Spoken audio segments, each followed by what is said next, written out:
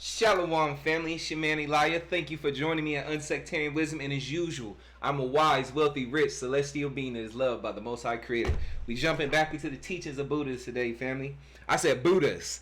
Well, I guess in a way, I mean, it is talking about the singular, in a singular form, but it actually is talking about the plural form of Buddhas as well, depending on how, your understanding. But anyway, we're jumping into chapter 2. I know it's been a minute, but let's go ahead and jump into chapter 2. The last teaching of the Buddha. Beneath the sala tree at Kusinagara. Beneath the sala tree in Kusinagara, in his last words to his disciples, the Buddha said, "Make of yourself a light. Rely upon yourself. Do not depend on anyone else. Make my teachings your light. Rely upon them. Do not depend upon any other teaching.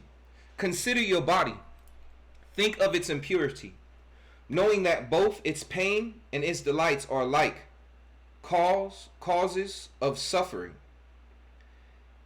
Consider your body. Think of its impurity, knowing that both its pain and its delights are like causes of suffering. How can you indulge in its desires? Consider yourself. Think of its transience. Think of yourself. Think of its transiency. How can you fall into delusion about it and cherish pride and selfishness, knowing that they must all end in inevitable suffering, knowing that they think of its transient. Think of its transiency. How can you fall into delusion about it and cherish pride and selfishness, knowing that they must all end in inevitable suffering? Consider all substances. Can you find among them any enduring self? Are they not all aggregates that sooner or later will break apart and be scattered?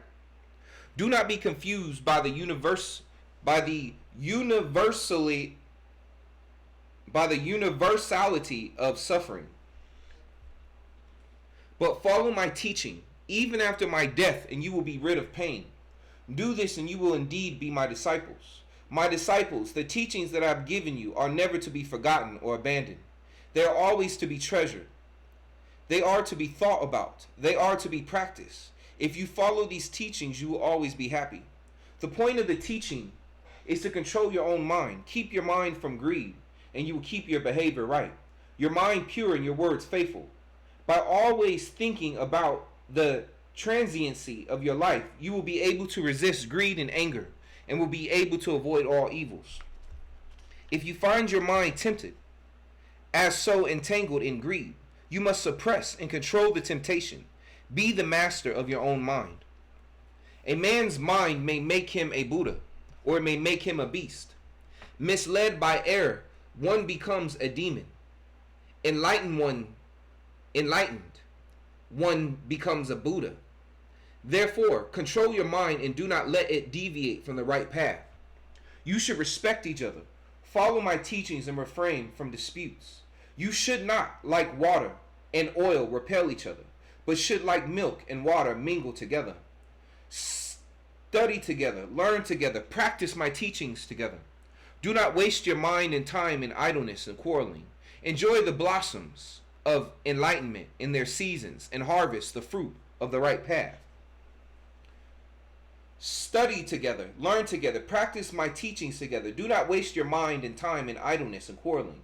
Enjoy the blossoms of enlightenment in their season and harvest the fruit of the right path. The teachings which I have given you, I gained by following the path myself. You should follow these teachings and conform to their spirit on every occasion. If you neglect them, it means that you have never really met me. It means that you are far from me, even if you are actually with me. But if you accept and practice my teaching, then you are very near to me, even though you are far away. My disciples, my end is approaching. Our parting is near, but do not lament. Life is ever changing. None can escape the dissolution of the body. This I am now to show by my own death, my body falling apart like a dilapidated cart. Do not vainly lament, but realize that nothing is permanent, and learn from it the emptiness of human life. Do not cherish the unworthy desire that the changeable might become unchanging. The demon of worldly desires is always seeking chances to deceive the mind. If a viper lives in your room and you wish to have a peaceful sleep, you must first chase it out. You must break the bonds of worldly passions and drive them away as you would a viper. You must positively protect your own mind. My disciples, my last moment has come. But do not forget that death is only the end of the physical body. The body was born from parents and was nourished by food.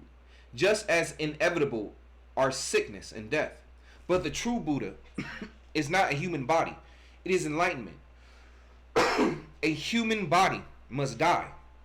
But the wisdom of enlightenment will exist forever in the truth of the Dharma and in the practice of the Dharma. He who sees merely my body does not truly see me. Only he who accepts my teaching truly sees me. After my death, the Dharma shall be your teacher. Follow the Dharma and you will be true to me. During the last 45 years of my life, I have withheld nothing from my teachings. There is no secret teaching, no hidden meaning. Everything has been taught openly and clearly. My dear disciples, this is the end. In a moment, I shall be passing into nirvana. This is my instruction. All right, family, I'm going to end it there. I know it wasn't that long, and I know it was short, but that was the end of chapter 2. We're doing it chapter at a time. But what I will take from this, once again, very similar to a lot of religions are very similar, family. Like, you can't tell me Buddha don't, from the things he said, don't sound like Jesus in some ways, or Yahusha. You know, what he used words like disciple. Yahusha had disciples. You know, people who follow him. You should respect each other. Do unto others as you would have them do unto you.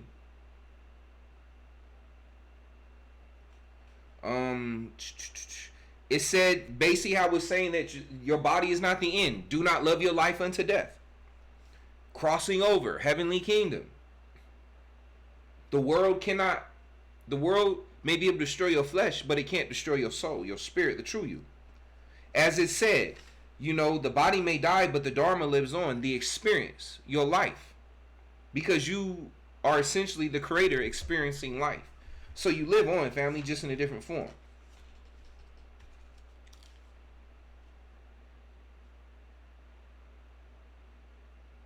Okay. Talks about Buddha, who always appears before people in the most friendly forms and brings to them the wisest methods of relief. I'm sorry, does that not sound like Yahusha to me, or Jesus, or whoever you want to call? Yet people do not understand the spirit of Buddha and go on suffering from the illusions and desires that arise from their ignorance. They suffer from their own deeds accumulated through worldly passions and wander about among the mountains of delusion with the heavy burden of their evil deeds. Does that not sound like a biblical scripture, family? Come on now, does that not sound like Proverbs or Psalms? Anyway. Alright, family. I'm going to finish that there. I know it was a short chapter. That was a short one, but, you know how it goes sometimes. But anyway, family. I will catch y'all later. Enjoyed your company. Hold on.